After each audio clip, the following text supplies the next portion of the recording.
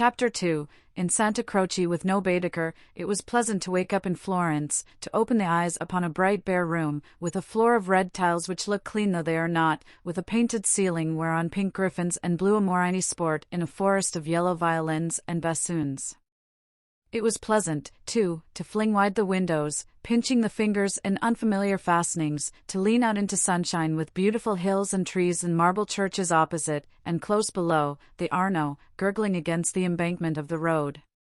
Over the river men were at work with spades and sieves on the sandy foreshore, and on the river was a boat, also diligently employed for some mysterious end. An electric tram came rushing underneath the window. No one was inside it, except one tourist, but its platforms were overflowing with Italians, who preferred to stand. Children tried to hang on behind, and the conductor, with no malice, spat in their faces to make them let go. Then soldiers appeared, good-looking, undersized men, wearing each a knapsack covered with mangy fur, and a greatcoat which had been cut for some larger soldier. Beside them walked officers, looking foolish and fierce, and before them went little boys, turning somersaults in time with the band. The tramcar became entangled in their ranks, and moved on painfully, like a caterpillar in a swarm of ants. One of the little boys fell down, and some white bullocks came out of an archway. Indeed, if it had not been for the good advice of an old man who was selling buttonhooks, the road might never have got clear. Over such trivialities as these many a valuable hour may slip away, and the traveller who has gone to Italy to study the tactile values of Giotto, or the corruption of the papacy, may return remembering nothing but the blue sky and the men and women who live under it. So it was as well that Miss Bartlett should tap and come in, and having commented on Lucy's leaving the door unlocked, and on her leaning out of the window before she was fully dressed, should urge her to hasten herself, or the best of the day would be gone. By the time Lucy was ready her cousin had done her breakfast, and was listening to the clever lady among the crumbs. A conversation then ensued, on not unfamiliar lines. Miss Bartlett was, after all, a wee bit tired, and thought they had better spend the morning settling in, unless Lucy would at all like to go out? Lucy would rather like to go out, as it was her first day in Florence, but, of course, she could go alone. Miss Bartlett could not allow this. Of course she would accompany Lucy everywhere. Oh, certainly not, Lucy would stop with her cousin. Oh, no. That would never do. Oh, yes. At this point the clever lady broke in. If it is Mrs. Grundy who is troubling you, I do assure you that you can neglect the good person. Being English, Miss Honeychurch will be perfectly safe. Italians understand. A dear friend of mine, Contessa Baroncelli, has 2 daughters, and when she cannot send a maid to school with them, she lets them go in sailor hats instead. Everyone takes them for English, you see, especially if their hair is strained tightly behind. Miss Bartlett was unconvinced by the safety of Contessa Baroncelli's daughters. She was determined to take Lucy herself, her head not being so very bad. The clever lady then said that she was going to spend a long morning in Santa Croce, and if Lucy would come too, she would be delighted. I will take you by a dear dirty back way, Miss Honeychurch, and if you bring me luck, we shall have an adventure. Lucy said that this was most kind, and at once opened the Baedeker to see where Santa Croce was. Tut, tut. Miss Lucy. I hope we shall soon emancipate you from Baedeker. He does but touch the surface of things. As to the true Italy, he does not even dream of it. The true Italy is only to be found by patient observation. This sounded very interesting, and Lucy hurried over her breakfast and started with her new friend in high spirits. Italy was coming at last. The Cockney Signora and her works had vanished like a bad dream. Miss Lavish, for that was the clever lady's name, turned to the right along the sunny Lun Arno. How delightfully warm! But a wind down the side streets cut like a knife, didn't it? Ponte alle Grazie, particularly interesting, mentioned by Dante. San Miniato, beautiful as well as interesting, the crucifix that kissed a murderer, Miss Honeychurch would remember the story. The men on the river were fishing. Untrue, but then, so is most information. Then Miss Lavish darted under the archway of the White Bullocks, and she stopped, and she cried, "A smell! A true Florentine smell! Every city, let me teach you, has its own smell." "Is it a very nice smell?" said Lucy, who had inherited from her mother a distaste to dirt. "One doesn't come to Italy for niceness," was the retort, "one comes for life." "Buon giorno." "Buon giorno," bowing right and left. "Look at that adorable wine cart. How the driver stares at us, dear, simple soul." So Miss Lavish proceeded through the streets of the city of Florence, short, fidgety, and playful as a kitten, though without a kitten's grace. It was a treat for the girl to be with anyone so clever and so cheerful, and a blue military cloak, such as an Italian officer wears, only increased the sense of festivity. "Buon giorno." Take the word of an old woman, Miss Lucy, you will never repent of a little civility to your inferiors. That is the true democracy. Though I am a real radical as well. There, now you're shocked. "Indeed, I'm not," exclaimed Lucy.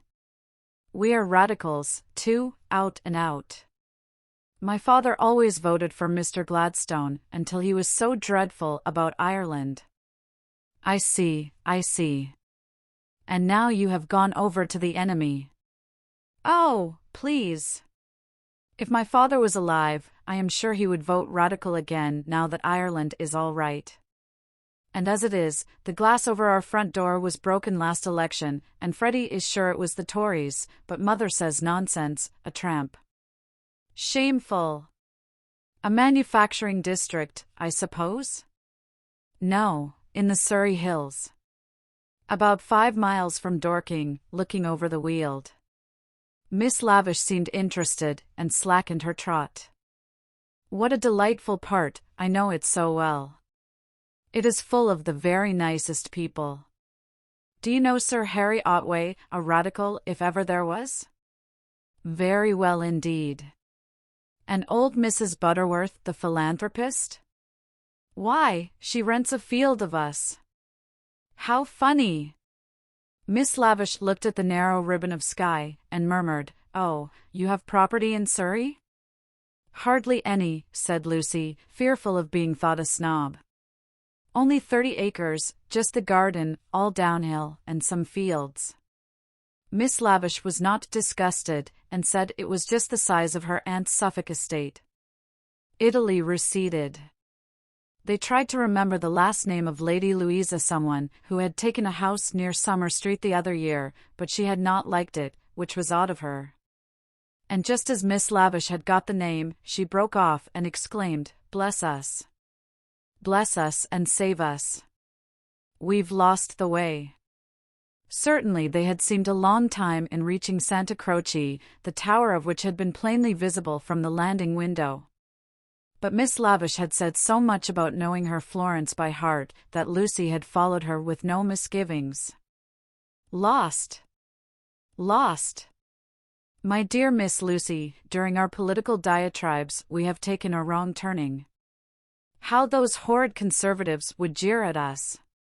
What are we to do? 2 lone females in an unknown town. Now, this is what I call an adventure." Lucy, who wanted to see Santa Croce, suggested, as a possible solution, that they should ask the way there. "Oh, but that is the word of a craven.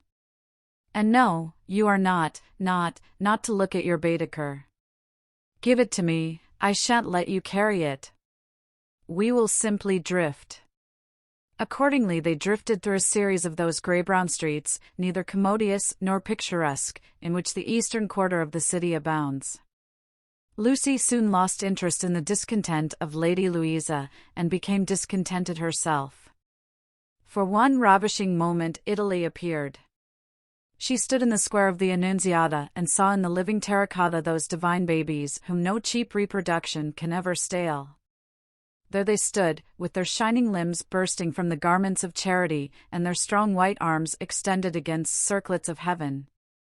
Lucy thought she had never seen anything more beautiful, but Miss Lavish, with a shriek of dismay, dragged her forward, declaring that they were out of their path now by at least a mile.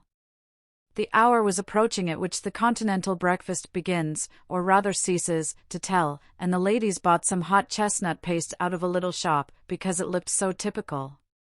It tasted partly of the paper in which it was wrapped, partly of hair oil, partly of the great unknown. But it gave them strength to drift into another piazza, large and dusty, on the farther side of which rose a black and white facade of surpassing ugliness. Miss Lavish spoke to it dramatically. It was Santa Croce. The adventure was over. Stop a minute, let those two people go on, or I shall have to speak to them. I do detest conventional intercourse. Nasty. They are going into the church, too. Oh, the British are abroad. We sat opposite them at dinner last night. They have given us their rooms. They were so very kind. Look at their figures, laughed Miss Lavish. They walk through my Italy like a pair of cows. It's very naughty of me, but I would like to set an examination paper at Dover and turn back every tourist who couldn't pass it. What would you ask us? Miss Lavish laid her hand pleasantly on Lucy's arm, as if to suggest that she, at all events, would get full marks. In this exalted mood they reached the steps of the great church, and were about to enter it when Miss Lavish stopped, squeaked, flung up her arms, and cried, "There goes my local color box. I must have a word with him." And in a moment she was away over the piazza, her military cloak flapping in the wind, nor did she slacken speed till she caught up an old man with white whiskers, and nipped him playfully upon the arm. Lucy waited for nearly 10 minutes. Then she began to get tired. The beggars worried her, the dust blew in her eyes, and she remembered that a young girl ought not to loiter in public places. She descended slowly into the piazza with the intention of rejoining Miss Lavish, who was really almost too original. But at that moment Miss Lavish and her local color box moved also, and disappeared down a side street, both gesticulating largely. Tears of indignation came to Lucy's eyes, partly because Miss Lavish had jilted her, partly because she had taken her Baedeker. How could she find her way home? How could she find her way about in Santa Croce? Her first morning was ruined, and she might never be in Florence again. A few minutes ago she had been all high spirits, talking as a woman of culture, and half persuading herself that she was full of originality. Now she entered the church depressed and humiliated, not even able to remember whether it was built by the Franciscans or the Dominicans. Of course, it must be a wonderful building. But how like a barn! And how very cold! Of course, it contained frescoes by Giotto, in the presence of whose tactile values she was capable of feeling what was proper. But who was to tell her which they were? She walked about disdainfully, unwilling to be enthusiastic over monuments of uncertain authorship or date. There was no one even to tell her which, of all the sepulchral slabs that paved the nave and transepts, was the one that was really beautiful, the one that had been most praised by Mr. Ruskin. Then the pernicious charm of Italy worked on her, and, instead of acquiring information, she began to be happy. She puzzled out the Italian notices, the notices that forbade people to introduce dogs into the church, the notice that prayed people, in the interest of health and out of respect to the sacred edifice in which they found themselves, not to spit. She watched the tourists, their noses were as red as their Baedekers, so cold was Santa Croce. She beheld the horrible fate that overtook 3 papists, 2 he-babies and a she-baby, who began their career by sousing each other with the holy water, and then proceeded to the Machiavelli memorial, dripping but hallowed. Advancing towards it very slowly and from immense distances, they touched the stone with their fingers, with their handkerchiefs, with their heads, and then retreated. What could this mean? They did it again and again. Then Lucy realized that they had mistaken Machiavelli for some saint, hoping to acquire virtue. Punishment followed quickly. The smallest he-baby stumbled over one of the sepulchral slabs so much admired by Mr. Ruskin, and entangled his feet in the features of a recumbent bishop. Protestant as she was, Lucy darted forward. She was too late. He fell heavily upon the prelate's upturned toes. "Hateful bishop!" exclaimed the voice of old Mr. Emerson, who had darted forward also. "Hard in life, hard in death. Go out into the sunshine, little boy, and kiss your hand to the sun, for that is where you ought to be." "Intolerable bishop!" The child screamed frantically at these words, and at these dreadful people who picked him up, dusted him, rubbed his bruises, and told him not to be superstitious. "Look at him," said Mr. Emerson to Lucy. "Here's a mess, a baby hurt, cold, and frightened. But what else can you expect from a church?" The child's legs had become as melting wax. Each time that old Mr. Emerson and Lucy set it erect, it collapsed with a roar. Fortunately, an Italian lady, who ought to have been saying her prayers, came to the rescue. By some mysterious virtue, which mothers alone possess, she stiffened the little boy's backbone and imparted strength to his knees. He stood. Still gibbering with agitation, he walked away. "You are a clever woman," said Mr. Emerson. "You have done more than all the relics in the world. I am not of your creed, but I do believe in those who make their fellow creatures happy. There is no scheme of the universe." He paused for a phrase. "Niente," said the Italian lady, and returned to her prayers. "I'm not sure she understands English," suggested Lucy. In her chastened mood, she no longer despised the Emersons. She was determined to be gracious to them, beautiful rather than delicate, and, if possible, to erase Miss Bartlett's civility by some gracious reference to the pleasant rooms. "That woman understands everything," was Mr. Emerson's reply. "But what are you doing here? Are you doing the church? Are you through with the church?" "No," cried Lucy, remembering her grievance. "I came here with Miss Lavish, who is to explain everything, and just by the door, it is too bad. She simply ran away, and after waiting quite a time, I had to come in by myself." "Why shouldn't you?" said Mr. Emerson. "Yes, why shouldn't you come by yourself?" said the son, addressing the young lady for the first time. "But Miss Lavish has even taken away Baedeker." "Baedeker?" said Mr. Emerson. "I'm glad it's that you minded. It's worth minding, the loss of a Baedeker." "That's worth minding." Lucy was puzzled. She was again conscious of some new idea, and was not sure whither it would lead her. "If you've no Baedeker," said the son, "you'd better join us." Was this where the idea would lead? She took refuge in her dignity. "Thank you very much, but I could not think of that. I hope you do not suppose that I came to join on to you. I really came to help with the child, and to thank you for so kindly giving us your rooms last night. I hope that you have not been put to any great inconvenience." "My dear," said the old man gently, "I think that you are repeating what you have heard older people say. You are pretending to be touchy, but you are not really. Stop being so tiresome, and tell me instead what part of the church you want to see. To take you to it will be a real pleasure." Now, this was abominably impertinent, and she ought to have been furious. But it is sometimes as difficult to lose one's temper as it is difficult at other times to keep it. Lucy could not get cross. Mr. Emerson was an old man, and surely a girl might humor him. On the other hand, his son was a young man, and she felt that a girl ought to be offended with him, or at all events be offended before him. It was at him that she gazed before replying. "I am not touchy, I hope. It is the Giottos that I want to see, if you will kindly tell me which they are." The son nodded.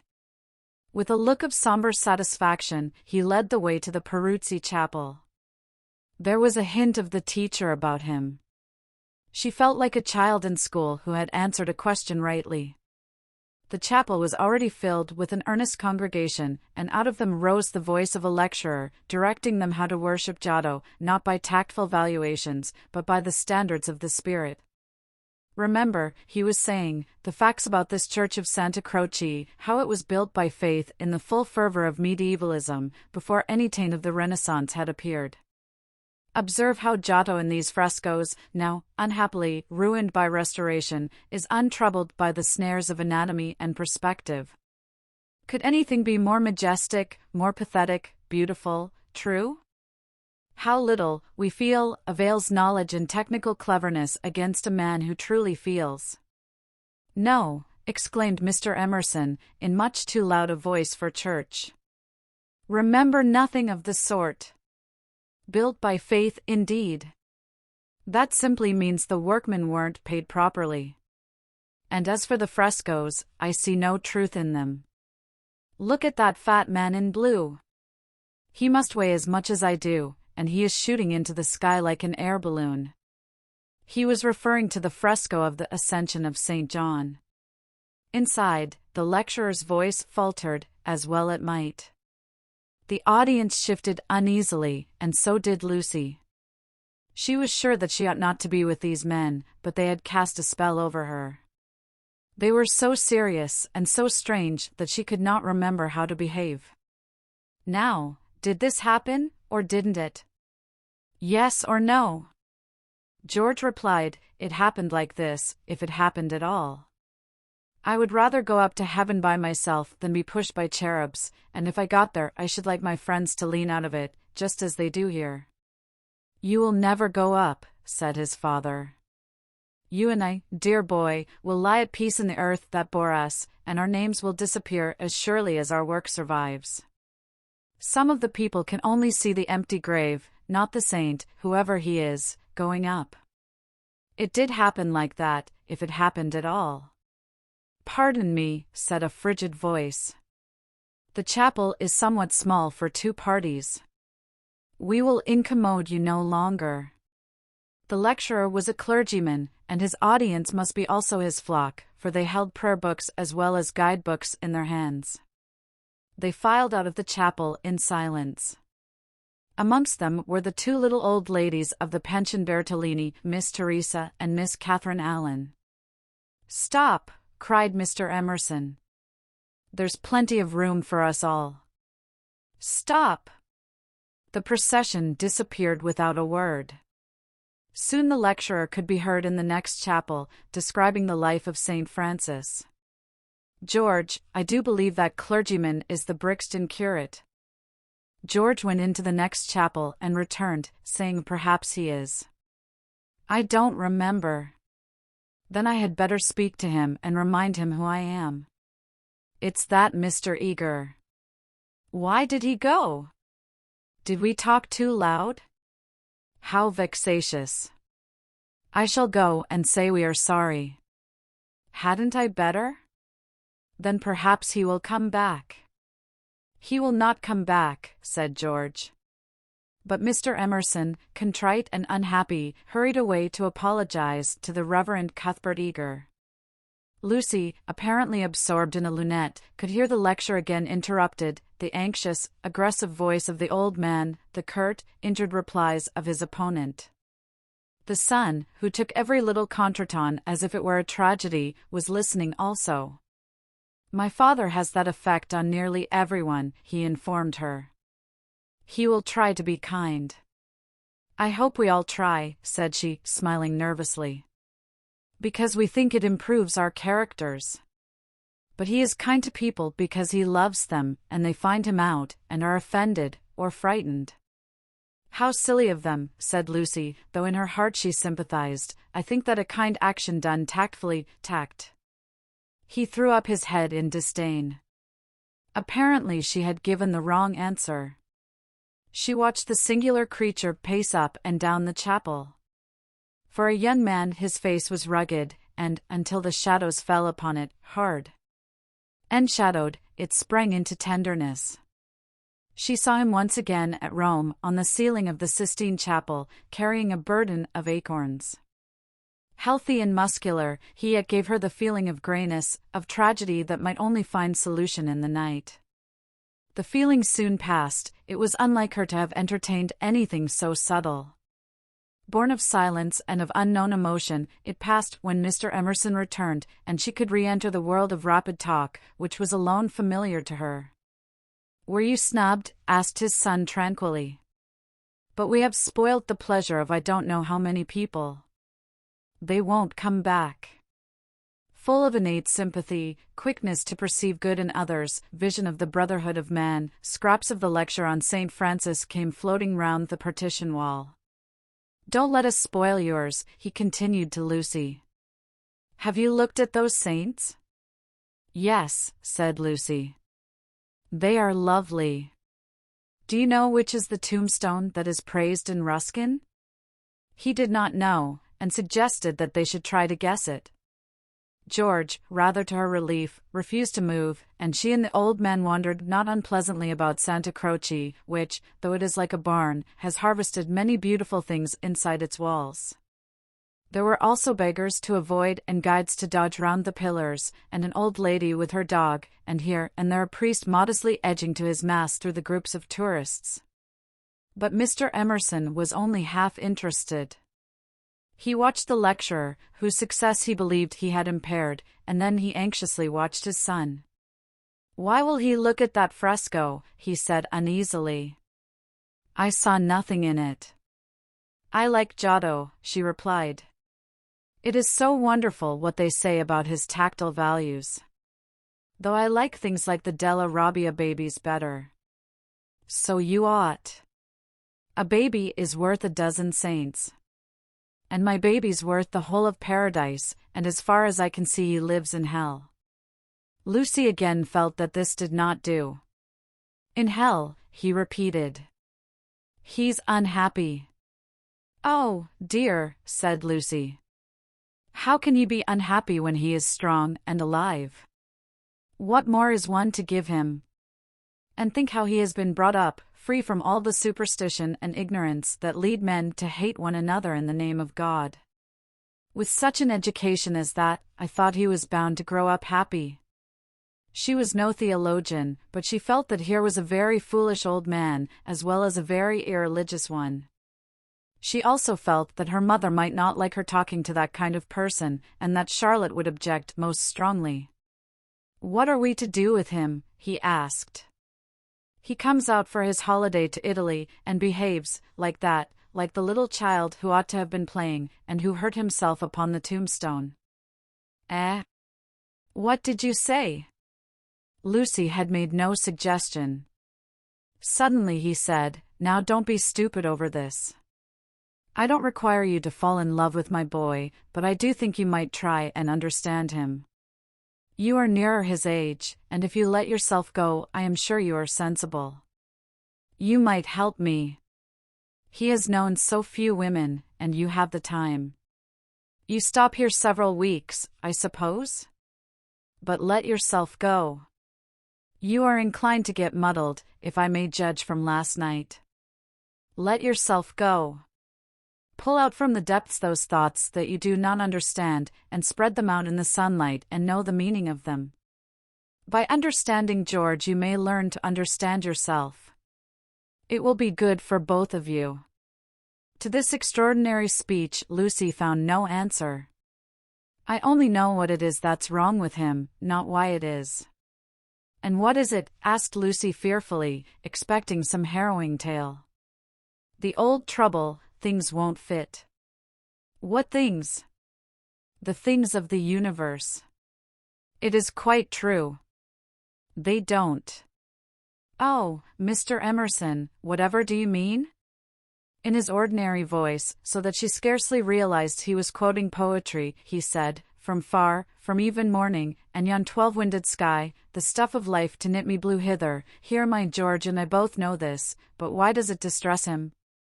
We know that we come from the winds, and that we shall return to them, that all life is perhaps a knot, a tangle, a blemish in the eternal smoothness.